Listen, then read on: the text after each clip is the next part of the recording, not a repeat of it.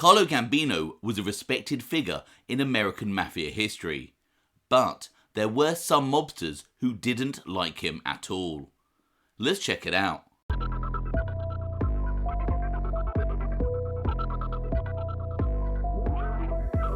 I'm James Gladwish and welcome to OC Shorts, bringing you detailed historical snapshots of the American Mafia and other organised crime.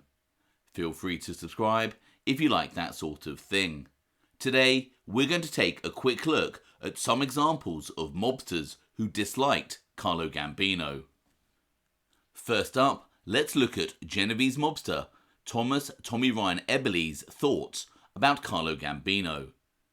In the early 1960s, the Genovese crime family ceded control of one of their money-making operations at the Copacabana nightclub to the Gambino family.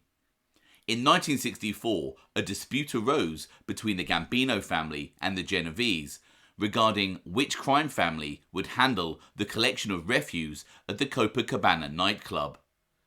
The Genovese had control of this operation, but Carlo Gambino demanded that it be handled by his family.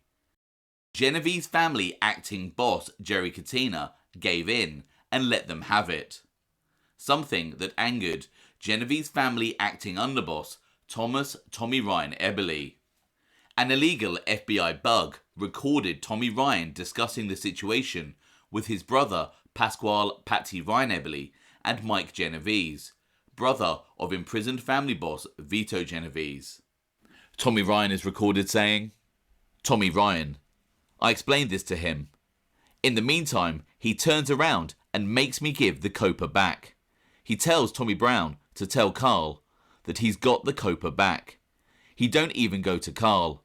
He tells Tommy Brown, tell Carl he's got the Copa back. I says, please Jerry, before we give this back, wait until you see Carl tonight."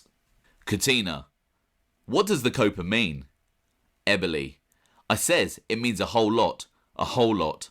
Well, he says, don't worry about it. So we make this appointment.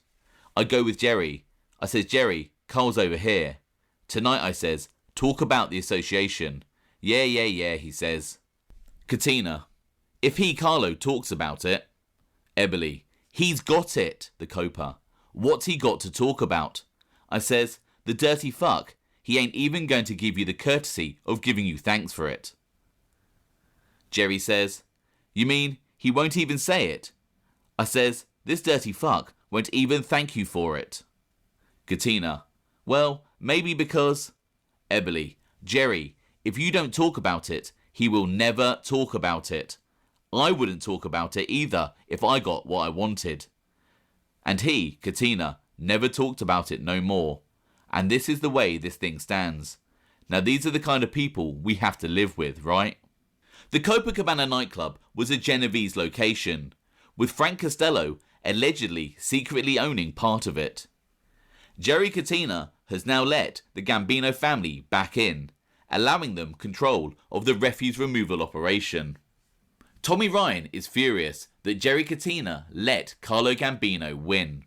Catena states that he would address the issue if Carlo Gambino brings it up, to which Tommy Ryan bluntly states, he's got it, what's he got to talk about? Also stating that Gambino didn't even thank Catena. Around this time, Tommy Ryan Eboli started to lose faith in Jerry Catena as the acting boss of the family, and he starts recommending that Philip Benny Squint Lombardo be elevated to the position of acting boss, as I've covered in a previous video. A few years later, in 1972, Tommy Ryan Eboli is gunned down, allegedly on Carlo Gambino's orders, due to a dispute over money owed from a failed drug operation. However, there is strong speculation that Carlo Gambino's involvement in the Eboli hit is a myth, and that Tommy Ryan was murdered because of an internal power struggle in the Genovese family. Next up, we have the greatly feared Carmine Galante. In the late 1960s, Vincent Teresa, a mob associate connected with the New England-based Patriarca crime family, spent time in prison with Bonanno family mobster Carmine Galante. Teresa would become a government witness and in the early 1970s would publish a book about his life in the Mafia. In the book, he discussed how Carmine Galante ran the prison with an iron fist.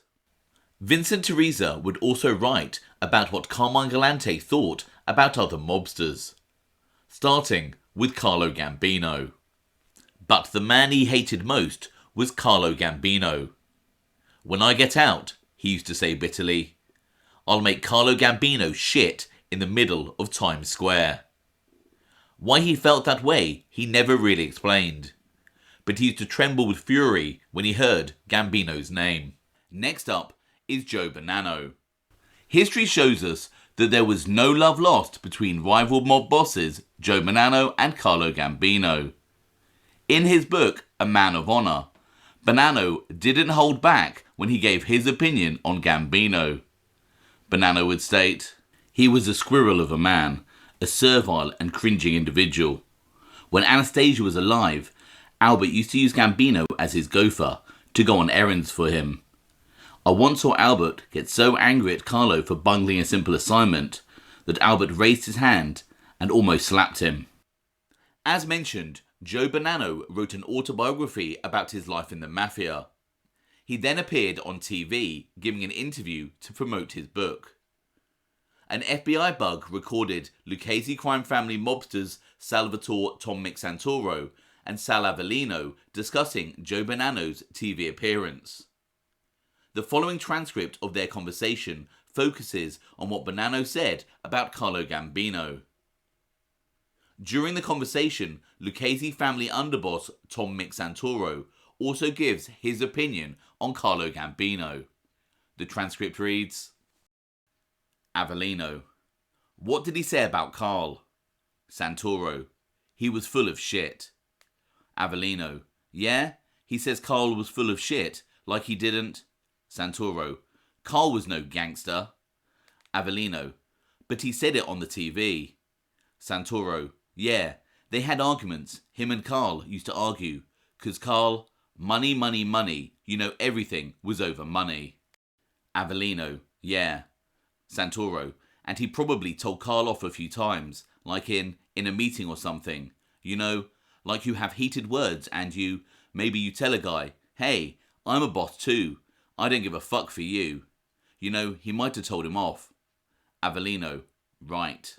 Santoro: "'Cause Joe Bonanno knows how Carl became a boss. And if it wasn't for Tommy Brown and this fucking scheming that was going on back of everything was to make him the boss. Carl had no business being the fucking boss. He had no, it should have been left up to the family." Avellino: "They wouldn't have picked him."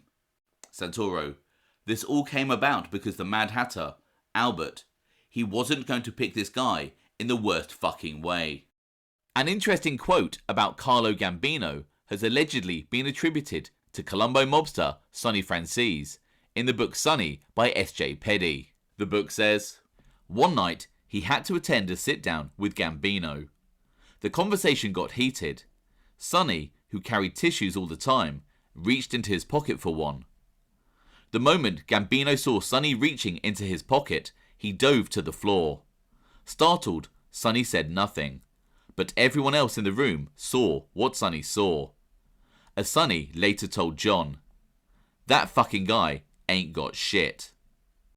The story appears to have come from Sonny Franzese's son, John, who could be considered an unreliable source due to his personal problems. John Franzese had substance abuse issues, and so the validity of his story about the meeting between his father and Carlo Gambino has been called into question. I hope you found that compilation interesting. Thanks for watching.